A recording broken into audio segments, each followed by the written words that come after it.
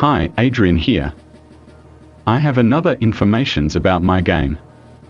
First and foremost, I finished making graphics for each card. 150 graphics. Yes, it took me a long time. I'm happy with the result. Some of the cards I've been improving while making new ones because I didn't like something about them.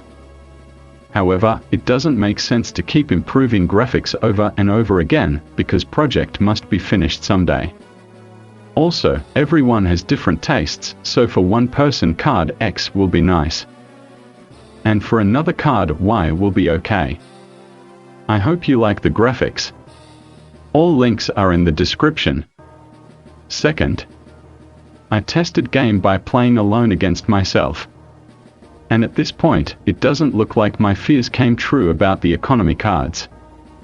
I was under the impression that basic cards that produce resources could be destroyed easily. Thankfully, from the aggressor's point of view, only more expensive economy cards are worth destroying. Third, you can play Supremacy on Untap-In. I must also point out that at this point I tested the game on the principle Red faction versus Green. The game, although is already available and ready to play theoretically, there are still many elements that need improvement. Another problem is that the first edition has 150 cards. I know how it sounds. Someone will ask why you make so many cards. I will explain why there are so many later. The problem with 150 cards is that it is time-consuming to test the cards alone each. I am sure there will be some combinations or overpower cards. I have already reduced the power of few cards slightly because they were too overpowered. At this point I am in the process of testing an aggro deck versus a more normalized deck that has a little bit of everything. In the process of testing, a rather peculiar situation occurred. Well, the aggro deck won 5 times in a row. At first I thought the game could only be won with the aggro deck. Luckily our rebuilt green deck and game is now balanced. I just picked the wrong cards, which made it almost impossible to win. In a way, that's what I had in mind. To reduce randomness to the maximum. I hate cards that give random action. Everything has to be calculated. If a player loses, it's not because he drew a bad card, it's because his deck is weak or he made a mistake. Often when I lose, after the duel is over I check what would be the next cards from the deck.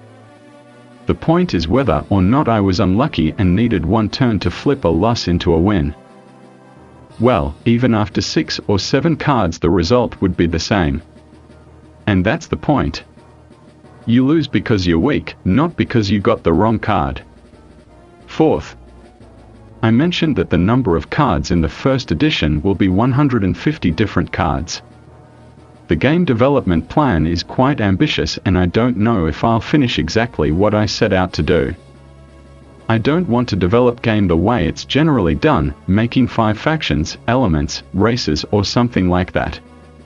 The plan is to do 15 factions. Yes, 15. For some people this may be a lot. I already explain. The entire story, characters, robots, spaceships or some other creatures come from my fictional universe that I've been creating for over 10 years. My world was created for a book, or rather a series of books.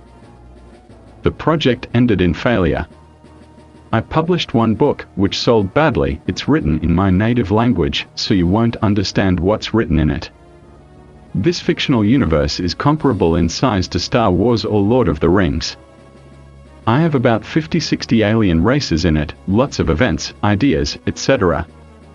At this point I won't elaborate on why I made the decision to switch from a book world to a card game. Back to the point. At first, when I was working out the game plan, there were 21 factions.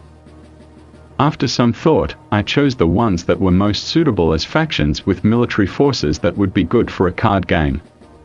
Putting 15 factions in the first edition right away misses the point, because I want to run the gameplay like I did with the first Warhammer 40,000 Dawn of War. We had a few factions at first, but each new expansion not only added new units, but also added new races that differed in gameplay from those known from the basic version. And that's what I plan to do with the card game as well. I have many ideas. At the moment I have 8 A4 pages, of which more than 2 pages are new keywords that will appear in the future.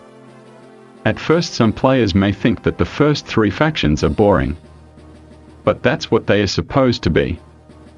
I want first 3 factions to be easy to understand for new players, and easy enough to play so that they can focus on learning the game mechanics.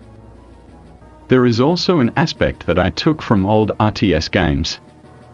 Well, most of you will say that older games were more difficult, but that's not true, it's quite the opposite. Well, when I play an old strategy game, its interface is easy to understand, clear icons, simple rules, 2 or 3 resources and that's it, an easy to understand game. These new games, on the other hand, have tens or hundreds of icons, indicators, reminders and other crap. Player is overwhelmed with information. That's why I want my game to be easy to understand, but difficult to be a master, because there are no random aspects.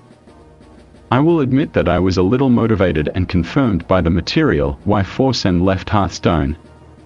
New factions are not only new keywords but also new types of cards, new types of special units, constructions, abilities, headquarters, multi-faction cards and many other things I don't want to talk about at the moment.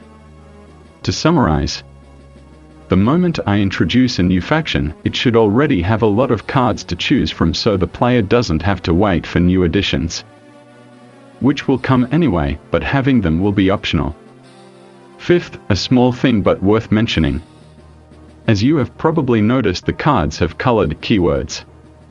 All the time I felt that something should be done about it, but I didn't have any idea, and I also had an impression that the card description is a bit hard to read. So I decided to make the description font bold, but the text reminding what the keyword does has not been changed, because this text is not that important in the later game, because the player remembers what the keyword does. Now the text seems clearer to me. As for the colors, there are 5 of them, or 6 if you prefer. They make card easier to understand depending on what phase of the game we are in. I will not explain how the colors work. I have placed everything in the manual, to which you can find a link in the description. Besides, I removed the keyword equipment. It seems to me that understanding the operation of this card in the description each time is unnecessary. So the information is in the manual, as is the action of the weapon or environment type cards. A tip for those who create a card game. Well, during the process of creating or rewriting a card description, I have sometimes decided to explain the action without a keyword, because an overabundance of them made it more complicated. So, keyword is necessary, but you can't overdo it, because it can have the opposite effect. Some people ask me about Discord. Everything will be in its own time. I cannot do everything at the same time. I need to check most cards when I am sure they are balanced. Then I will be more active in finding other people. Please be patient. So that's it for now with the information. It is going to be more difficult time for me. I have more work to do, so there will be less time for playing. If you are curious what will be next for you, subscribe to my channel. See you soon.